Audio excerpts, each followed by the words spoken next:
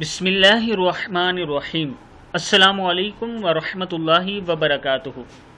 آج میں اپنے دوستوں کو ایک استغفار کی دعا بتاؤں گا اور ایک وظیفہ بتاؤں گا۔ اپنے دوستوں سے گزارش کروں گا کہ یہ یاد کر لیں اور انہیں صبح و شام پڑھا کریں۔ تو شروع کرتے ہیں۔ بسم اللہ الرحمن الرحیم۔